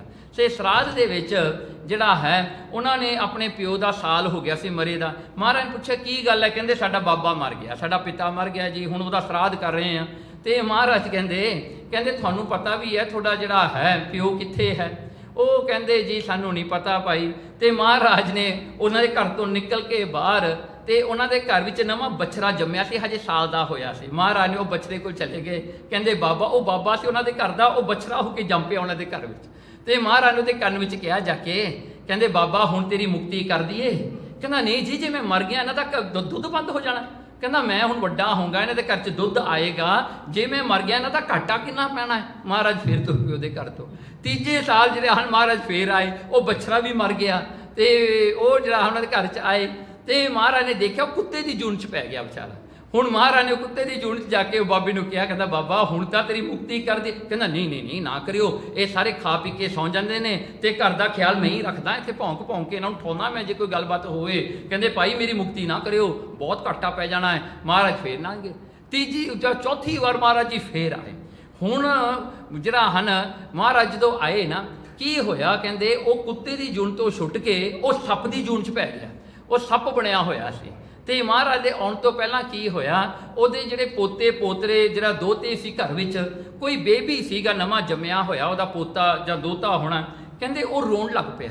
ਤੇ ਇਹਦੇ ਵਿੱਚ ਮੋਹ ਜਾਗ ਪਿਆ ਵਿਚਾਰੇ ਦੇ, ਭਾਵੇਂ ਸੱਪ ਦੀ ਜੂਨ ਵਿੱਚ ਆ ਪਰ ਉਹਦਾ ਮੋਹ ਜਾਗ ਪਿਆ। ਕਹਿੰਦਾ ਮੇਰਾ ਪੋਤਾ ਰੋ ਰਿਹਾ ਹੈ।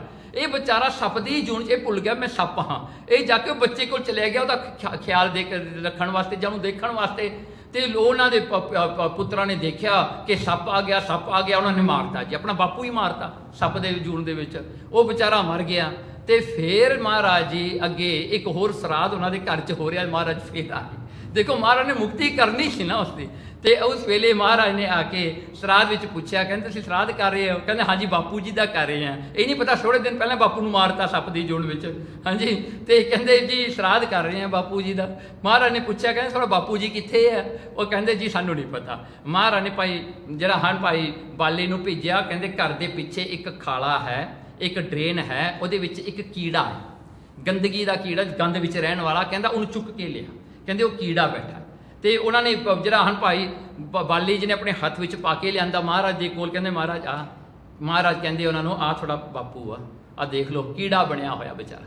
ਕਹਿੰਦੇ ਫਿਰ ਮਹਾਰਾਜ ਨੇ ਉਹ ਕੀੜੇ ਕੋਲ ਜਾ ਕੇ ਮਹਾਰਾਜ ਨੇ ਕਿਹਾ, ਬਾਪੂ ਹੁਣ ਤਾਂ ਮੁਕਤੀ ਦੇ ਦਈਏ? ਉਹ ਕਹਿੰਦਾ ਹਾਂਜੀ ਦੇ ਦਿਓ ਜੀ, ਮੈਂ ਤਾਂ ਆਪਣੇ ਘਰ ਦਾ ਖਿਆਲ ਰੱਖਦਾ, ਇਹਨਾਂ ਨੇ ਮੈਨੂੰ ਮਾਰਤਾ। ਫਿਰ ਉਹਦਾ ਮੋਹ ਟੁੱਟਿਆ। ਦੇਖੋ ਉਹਦਾ ਇਲਾਜ ਕਿਵੇਂ ਹੋਇਆ। ਉਹਦਾ ਜਦੋਂ ਮੋਹ ਟੁੱਟਿਆ, ਜਦੋਂ ਉਹਦਾ ਅਟੈਚਮੈਂਟ ਟੁੱਟਿਆ, ਉਹਨੂੰ ਪਤਾ ਲੱਗਿਆ ਕਿ ਮੈਂ ਇਹਨਾਂ ਦਾ ਖਿਆਲ ਰੱਖਦਾ, ਇਹੀ ਮੈਨੂੰ ਮਾਰੀ ਜਾਂਦੇ ਨੇ। ਦੇਖੋ ਇਹੀ ਗਲਤੀ ਆਪਾਂ ਹਰ ਕੋਈ ਕਰਦਾ ਹਾਂ। ਜਦੋਂ ਆਪਾਂ ਮਰਦੇ ਹਾਂ ਨਾ, ਆਪਾਂ ਸੋਚਦੇ ਹਾਂ ਮੇਰੇ ਪਿੱਛੇ ਜਿਹੜੇ ਮੇਰੇ ਬੱਚੇ ਹਨ ਉਹ ਮੈਨੂੰ ਜਿਹੜਾ ਯਾਦ ਕਰਦੇ ਨੇ। ਇਹ ਕਹਿੰਦੇ ਭਾਈ ਕੋਈ ਕਿਸੇ ਦਾ ਨਹੀਂ, ਸਾਰੇ ਮਤਲਬੀ ਨੇ।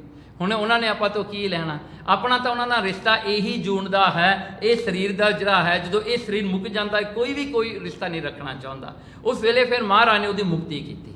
ਸੋ ਇਸ ਪ੍ਰਕਾਰ ਕਰਕੇ ਕਹਿੰਦੇ ਦੇਖੋ ਦੁੱਖ ਜਿਹੜਾ ਹੈ ਨਾ, ਇਹ ਹੋਰ ਵੱਧਦਾ ਹੈ। ਆਵੇ ਵੈਦ ਸਵੈਦ ਘਰ। ਦੇਖੋ ਜਿਸ ਵੇਲੇ ਕੋਈ ਇਨਸਾਨ ਨੂੰ, ਮਨੁੱਖ ਨੂੰ ਜਦੋਂ ਸਤਿਗੁਰੂ ਪ੍ਰਾਪਤ ਹੁੰਦੇ ਨੇ, ਜਿਨ੍ਹਾਂ ਨੂੰ ਗੁਰੂ ਨਾਨਕ ਵਰਗਾ ਗੁਰੂ ਜਦੋਂ ਪ੍ਰਾਪਤ ਹੁੰਦਾ ਹੈ, ਦਾਰੂ ਦਸ ਰੋਗ ਲਹੰਦਾ। ਗੁਰੂ ਨਾਨਕ ਸੱਚੇ ਪਾਤਸ਼ਾਹ ਨੇ ਫਿਰ ਨਾਮ ਰੂਪੀ ਦਾਰੂ ਉਹਨਾਂ ਨੂੰ ਦਿੱਤਾ। ਨਾਮ ਰੂਪੀ ਦਾਰੂ ਦੇ ਕੇ ਕਹਿੰਦੇ ਰੋਗ ਲਹੰਦਾ, ਜਿਹਦੇ ਕਰਕੇ ਸਾਰੇ ਹੀ ਰੋਗ ਮਿਟ ਜਾਣੇ ਸੀ। ਨਾ ਕਾਮ ਕ੍ਰੋਧ ਲੋਭ ਮੋਹ ਹੰਕਾਰ ਰਹਿਣਾ ਸੀ, ਨਾ ਹਉਮੈ ਰਹਿਣੀ ਸੀ। ਸੰਜਮ ਰਹਿ ਨਾ ਖਾਏ ਪਥ। ਦੇਖੋ ਗੁਰਬਾਣੀ ਵਿੱਚ ਆਪਾਂ ਪੜ੍ਹਦੇ ਹਾਂ, ਸ਼ਬਦ ਵੀ ਜਿਹੜਾ ਹੈ ਮਾਝ ਰਾਗ ਦਾ ਹੈ। ਮਹਾਰਾਜ ਕਹਿੰਦੇ ਰੋਗ ਦਾਰੂ ਦੋਵੇਂ ਬੁਝੇ ਤਾਂ ਵੈਦ ਸੁਝਾਣ। ਜਿਹਨੂੰ ਰੋਗ ਦਾ ਵੀ ਪਤਾ ਹੋਵੇ, ਦਵਾਈ ਦਾ ਵੀ ਪਤਾ ਹੋਵੇ, ਡਾਕਟਰ ਤਾਂ ਉਹੀ ਚੰਗਾ ਹੈ। ਖੱਟਾ ਸੰਜਮ ਰਹਿ ਨਾ ਖਾਏ ਪਥ। ਦੇਖੋ ਫੇਰ ਗੁਰੂ ਮਹਾਰਾਜ ਜਦੋਂ ਆਪਣੀ ਸਿੱਖੀ ਬਖਸ਼ਦੇ ਨੇ, ਜਦੋਂ ਉਪਦੇਸ਼ ਦਿੰਦੇ ਨੇ, ਮਹਾਰਾਜ ਸੰਜਮ ਵੀ ਕਹਿੰਦੇ ਨੇ ਵੀ ਝੂਠ ਨਹੀਂ ਬੋਲਣਾ, ਕਿਰਤ ਦੀ ਕਮਾਈ ਕਰਨੀ ਆ, ਨਾਮ ਦਾਨ ਇਸ਼ਨਾਨ ਕਰਨਾ ਹੈ। ਮਹਾਰਾਜ ਉਪਦੇਸ਼ ਵੀ ਦਿੰਦੇ ਨੇ ਵੀ ਭਾਈ ਭੈੜੇ ਕੰਮ ਨਹੀਂ ਕਰਨੇ, ਕਿਸੇ ਨੂੰ ਲੁੱਟਣਾ ਨਹੀਂ, ਕਿਸੇ ਨੂੰ ਮਾਰਨਾ ਨਹੀਂ, ਕਿਸੇ ਨੂੰ ਦੁੱਖ ਨਹੀਂ ਦੇਣਾ। ਖੱਟਾ ਮਿੱਠਾ ਸਾਉ ਚਖੰਦਾ। ਫੇਰ ਦੇਖੋ ਖੱਟਾ ਨਿੰਦਿਆ, ਮਿੱਠਾ ਕੀ ਉਸਤਤ। ਕਹਿੰਦੇ ਇਹਦੇ ਵੱਲੋਂ ਆਪਣੇ ਮਨ ਨੂੰ ਮੋੜ ਕੇ ਰੱਖੋ। ਚਾਹੇ ਕੋਈ ਤੁਹਾਡੀ ਨਿੰਦਿਆ ਕਰੇ, ਚਾਹੇ ਤੁਹਾਡੀ ਕੋਈ ਉਸਤਤ ਕਰੇ, ਕਹਿੰਦੇ ਉਹਦੇ ਵਿੱਚ ਜਿਹੜਾ ਹੈ ਉਹਦੇ ਵਿੱਚ ਸਵਾਦ ਨਹੀਂ ਲੈਣਾ, ਉਹਦੇ ਵਿੱਚ ਜਿਹੜਾ ਦਿਲ ਨਹੀਂ ਛੱਡਣਾ। ਕਹਿੰਦੇ ਇਹਨਾਂ ਗੱਲਾਂ ਤੋਂ ਉੱਤੇ ਉੱਠਣਾ ਹੈ। ਦੋਸ ਨਾ ਦਾਰੂ ਵੈਦ ਨੂੰ। ਦੇਖੋ ਕਹਿੰਦੇ ਜੇ ਸਿੱਖ ਪੂਰਾ ਨਾ ਹੋਵੇ, ਪੂਰਾ ਸਤਿਗੁਰੂ ਕਿਆ ਕਰੇ ਜੋ ਸਿੱਖਾਂ ਮੈਂ ਝੂਖ। ਜੋ ਸਿੱਖਾਂ ਵਿੱਚ ਝੂਖ ਹੁੰਦੀ ਹੈ ਨਾ, ਫਿਰ ਪੂਰਾ ਸਤਿਗੁਰੂ ਵੀ ਕੀ ਕਰੇ। ਕਹਿੰਦੇ ਇਹੀ ਗੱਲ ਇੱਥੇ ਹੈ ਕਿ ਦੋਸ਼ ਨਾ ਦਾਰੂ ਵੈਦ ਨੂੰ, ਨਾ ਮਹਾਰਾਜ ਦੇ ਦਿੱਤੇ ਹੋਏ ਨਾਮ ਰੂਪੀ ਦਾਰੂ, ਨਾ ਗੁਰੂ ਤੇ ਤੁਸੀਂ ਕੋਈ ਬਲੇਮ ਕਰੋ। ਵਿਣ ਸੰਜਮ ਨਿਤ ਰੋਗ ਵਧੰਦਾ। ਦੇਖੋ ਜੇ ਇਹ ਸੰਜਮ, ਕੋਈ ਨਾਮ ਜਿਹੜਾ ਸਿੱਖ ਵੀ ਬਣ ਜਾਵੇ, ਕੋਈ ਅੰਮ੍ਰਿਤ ਵੀ ਛਕ ਲਵੇ, ਕੋਈ ਜਿਹੜਾ ਧਰਮ 'ਚ ਪੂਰਾ ਵੀ ਹੋ ਜਾਵੇ, ਤੇ ਇਹ ਸਭ ਕੁਝ ਕਰਦਿਆਂ ਹੋਇਆਂ ਵੀ ਉਹਦੇ ਮਨ ਵਿੱਚ ਇਹ ਇੱਛਾ ਹੋਵੇ ਕਿ ਮੇਰੇ ਕੋਲ ਮਾਇਆ ਬਹੁਤੀ ਹੋਵੇ, ਮੇਰੀ ਵਡਿਆਈ ਵੱਡੀ ਹੋਵੇ, ਫਿਰ ਉਹ ਲੋਕਾਂ ਨੂੰ ਠੱਗਣਾ ਸ਼ੁਰੂ ਕਰ ਦੇਵੇ। ਇਹੀ ਭੇਸ ਗੁਰੂ ਨਾਨਕ ਦਾ ਨਾਮ ਲੈ ਕੇ ਲੋਕਾਂ ਨੂੰ ਠਗਣਾ ਸ਼ੁਰੂ ਕਰ ਦੇਵੇ ਤਾਂ ਕਹਿੰਦੇ ਫਿਰ ਕੀ ਹੁੰਦਾ ਹੈ, ਰੋਗ ਹੋਰ ਵੱਧ ਜਾਂਦਾ ਹੈ। ਕਿਉਂਕਿ ਦੇਖੋ ਨਾ, ਜਦੋਂ ਤੁਸੀਂ ਮਾੜੇ ਕੰਮ ਕਰਦੇ ਹੋ ਨਾ, ਦੁਨੀਆ ਤੁਹਾਨੂੰ ਮਾੜਾ ਕਹਿੰਦੀ ਹੈ, ਪਰ ਤੁਸੀਂ ਆਪਣੇ ਆਪ ਨੂੰ ਹੌਸਲਾ ਦੇ ਕੇ ਫਿਰ ਵੀ ਕਹਿੰਦੇ ਹੋ ਚੱਲ ਕੋਈ ਨਹੀਂ, ਦੁਨੀਆ ਦਾ ਕੀ ਹੈ। ਪਰ ਜਦੋਂ ਤੁਸੀਂ ਕੋਈ ਚੰਗਾ ਕੰਮ ਕਰੋ ਨਾ, ਇਹਦੇ ਵਿੱਚ ਸਭ ਤੋਂ ਵੱਡੀ ਬਿਮਾਰੀ ਲੱਗਦੀ ਹੈ ਹਉਮੈ ਦੀ, ਇਹਦੇ ਵਿੱਚ ਸਭ ਤੋਂ ਵੱਡੀ ਹੰਕਾਰ ਦੀ ਬਿਮਾਰੀ ਲੱਗਦੀ ਹੈ। ਤੇ ਇਹ ਬਿਮਾਰੀ ਦਾ ਇਲਾਜ ਨਹੀਂ ਹੁੰਦਾ, ਕਿਉਂਕਿ ਤੁਹਾਨੂੰ ਲੱਗਦਾ ਯੂ ਆਰ ਦਾ ਬੈਸਟ, ਤੁਸੀਂ ਜੋ ਕਰ ਰਹੇ ਹੋ ਤੁਸੀਂ ਠੀਕ ਕਰ ਰਹੇ ਹੋ, ਲੋਕ ਤੁਹਾਨੂੰ ਮਾੜਾ ਕਹਿ ਰਹੇ ਹੋ, ਕੋਈ ਨਹੀਂ, ਮੈਂ ਆਈਮ ਦਾ ਬੈਸਟ। ਇਹਦੇ ਕਰਕੇ ਨਾ ਬੰਦੇ ਦੀ ਬਿਮਾਰੀ ਹੋਰ ਵੱਧ ਜਾਂਦੀ ਹੈ।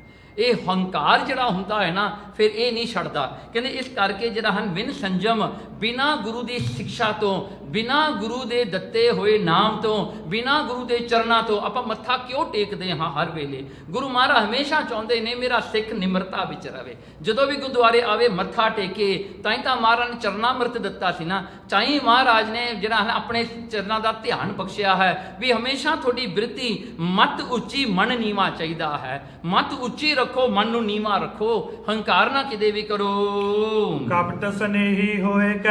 ਇਸ ਕਰਕੇ ਕਹਿੰਦੇ ਜਿਹੜੇ ਸਿੱਖ ਹੁੰਦੇ ਨੇ ਬਣ ਵੀ ਜਾਂਦੇ ਨੇ, ਜਾਂ ਕੋਈ ਪੱਕਾ ਮੁਸਲਮਾਨ ਬਣ ਜਾਵੇ, ਕੋਈ ਪੱਕਾ ਹਿੰਦੂ ਬਣ ਜਾਵੇ, ਕੋਈ ਪੱਕਾ ਕ੍ਰਿਸਚੀਅਨ ਬਣ ਜਾਵੇ, ਪਰ ਇੱਕ ਕੀ ਹੁੰਦਾ ਅੰਦਰ, ਕਪਟ ਸਨੇਹੀ ਇਹ ਹੁੰਦਾ ਹੈ, ਉਹ ਆਪਣੇ ਹੰਕਾਰ ਨੂੰ ਅੱਗੇ ਰੱਖਦੇ ਨੇ, ਆਪਣੇ ਗੁਰੂ ਨੂੰ ਪਿੱਛੇ ਪਾ ਦਿੰਦੇ ਨੇ, ਆਪਣੇ ਪ੍ਰੋਫਿਟ ਨੂੰ ਪਿੱਛੇ ਛੱਡ ਦਿੰਦੇ ਨੇ। ਉਹਨਾਂ ਦਾ ਹੰਕਾਰ ਮੀਨਸ ਐਵਰੀਥਿੰਗ ਟੂ them। ਸੋ ਇਸ ਕਰਕੇ ਕਹਿੰਦੇ ਉਹ ਕਪਟ ਸਨੇਹੀ ਹੋਏ ਕੈ। ਸਾਧ ਸੰਗਤ ਵਿੱਚ ਆਏ ਬਹੰਦਾ। ਦੇਖੋ ਐਸੇ ਬੰਦੇ ਭਾਵੇਂ ਸਾਧ ਸੰਗਤ ਵਿੱਚ ਰਹਿੰਦੇ ਨੇ, ਦਿਨ ਰਾਤ ਬਾਣੀ ਸੁਣਦੇ ਨੇ, ਕਥਾ ਸੁਣਦੇ ਨੇ, ਕੀਰਤਨ ਵੀ ਸੁਣਦੇ ਨੇ, ਬੈਠੇ ਹਨ ਹਰ ਵੇਲੇ, ਤਾਂ ਫਿਰ ਵੀ ਦੁਰਮਤ ਦੂਜੇ ਭਾਏ ਪਚੰਦਾ। ਪਰ ਹੰਕਾਰ ਕਰਕੇ ਉਹਨਾਂ ਦਾ ਮਨ ਜਿਹੜਾ ਦੂਜੇ ਪਾਸੇ ਨੂੰ ਤੁਰ ਪੈਂਦਾ। ਦੇਖੋ ਬੰਦਾ ਮਾਇਆ ਤੋਂ ਬਚ ਸਕਦਾ ਹੈ, ਚਲੋ ਕਹਿ ਦੇਵੇ ਮੈਨੂੰ ਮਾਇਆ ਦੀ ਨਹੀਂ ਲੋੜ, ਬੰਦਾ ਕਹਿ ਦੇਵੇ ਮੈਨੂੰ ਵਡਿਆਈ ਦੀ ਲੋੜ ਨਹੀਂ, ਬੰਦਾ ਕਹਿ ਦੇਵੇ ਜੀ ਮੈਨੂੰ ਕੋਈ ਗੱਲ ਨਹੀਂ, ਮੈਂ ਨਿਸ਼ਕਾਮ ਹਾਂ, ਮੈਂ ਸੈਲਫਲੈਸ ਹਾਂ, ਪਰ ਬੰਦਾ ਇਹ ਵੀ ਜੇ ਆਪਣੇ ਮਨ ਵਿੱਚ ਇੱਕ ਗੱਲ ਰੱਖ ਲਵੇ ਮੈਂ ਸੈਲਫਲੈਸ ਹਾਂ, ਇਹ ਵੀ ਹੰਕਾਰ ਹੈ, ਇਹ ਵੀ ਹੰਕਾਰ ਹੈ। ਤੂੰ ਕਿਵੇਂ ਬਚੇਗਾ ਜੀ?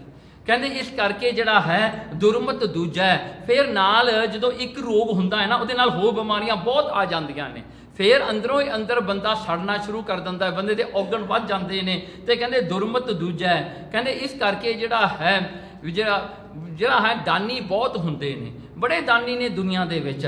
ਕਈ ਦਾਨੀ ਸਿੱਧਾ ਪੱਧਰ ਆਪਣਾ ਨਾਂ ਦੱਸਦੇ ਨੇ ਵੀ ਮੈਂ ਕੀਤਾ ਜੀ, ਕਈ ਨਹੀਂ ਦੱਸਦੇ, ਪਰ ਫਿਰ ਜਿਹੜਾ ਹਨ ਪਿੱਛੋਂ ਕਿਸੇ ਨੂੰ ਜਾ ਕੇ ਕਹਿੰਦੇ ਤੁਹਾਨੂੰ ਪਤਾ ਇਹ ਮੈਂ ਦਿੱਤਾ ਸੀ, ਪਰ ਮੈਂ ਆਪਣਾ ਨਾਂ ਨਹੀਂ ਲਿਆ। ਹਾਂਜੀ, ਉਹ ਇਹੋ ਜਿਹੇ ਵੀ ਹੈਗੇ ਨੇ ਜਿਹੜੇ ਲੋਕਾਂ ਤੋਂ ਤਾਂ ਰੱਖਦੇ ਨਹੀਂ, ਪਰ ਇੱਕ ਦੋ ਨੂੰ ਦੱਸ ਦਿੰਦੇ ਨੇ। ਫਿਰ ਜਿਹੜਾ ਇੱਕ ਦੋ ਨੂੰ ਦੱਸਿਆ ਉਹ ਜ਼ਿਆਦਾ ਲੋਕਾਂ ਕੋਲ ਜਾਂਦਾ ਹੈ, ਉਹ ਕਹਿੰਦਾ ਜੀ ਮੈਂ ਤੁਹਾਨੂੰ ਪਤਾ ਜਿਹੜਾ ਗੁਪਤ ਅਰਦਾਸ ਹੋਈ ਕਿਹਨੇ ਕੀਤੀ ਹੈ? ਇਹਨੇ ਕੀਤੀ ਆ ਜੀ। ਹਾਂਜੀ, ਸੋ ਜਿਹੜਾ ਗੁਪਤ ਵੀ ਹੋ ਗਿਆ ਜੀ, ਫਿਰ ਵੀ ਨਾ ਛੱਡਿਆ। ਦੇਖੋ ਐਸੀ ਜਿਹੜੀ ਭਾਵਨਾ ਹੁੰਦੀਆਂ ਨੇ। ਕਹਿੰਦੇ ਦੁਰਮਤ ਦੂਜਾ ਭਾਏ ਪਜੰਦਾ। ਇਹ ਭਾਏ ਇਹੀ ਜਿਹੜਾ ਹਨ ਦੂਜੇ ਪ੍ਰੇਮ ਦੇ ਵਿੱਚ ਆਪਣੇ ਹੰਕਾਰ ਕਰਕੇ ਬੰਦਾ ਸੜਦਾ ਹੀ ਰਹਿੰਦਾ ਹੈ, ਬੰਦੇ ਦਾ ਇਲਾਜ ਕੋਈ ਨਹੀਂ ਹੁੰਦਾ। ਹੁਣ ਇੱਥੋਂ ਮਹਾਰਾਜ ਦੀ ਜਿਹੜਾ ਹਨ ਸਿੱਖਿਆ, ਗੁਰੂ ਨਾਨਕ ਦੀ ਸਿੱਖਿਆ ਨੂੰ ਭਾਈ ਗੁਰਦਾਸ ਨੇ ਇੱਥੇ ਆਪਾਂ ਨੂੰ ਸਮਝਾਇਆ ਹੈ। ਦੇਖੋ ਇੱਕ ਡਾਕਟਰ ਤੋਂ ਲੈ ਕੇ ਇੱਕ ਮਰੀਜ਼ ਦੀ ਗੱਲ ਹੈ, ਇਹ ਸਾਰੀ ਗੱਲ ਭਾਈ ਗੁਰਦਾਸ ਨੇ ਕਿੰਨੀ ਚੰਗੀ ਤਰ੍ਹਾਂ ਆਪਾਂ ਨੂੰ ਸਮਝਾਈ ਹੈ। ਕਪਟ ਸਨੇਹੀ ਹੋਏ ਕੈ, ਸਾਧ ਸੰਗਤ ਵਿੱਚ ਆਏ ਬਹੰਦਾ, ਦੁਰਮਤ ਦੂਜੇ ਭਾਏ ਪਚੰਦਾ। ਵਾਹਿਗੁਰੂ ਜੀ ਕਾ ਖਾਲਸਾ, ਵਾਹਿਗੁਰੂ ਜੀ ਕੀ ਫਤਿਹ।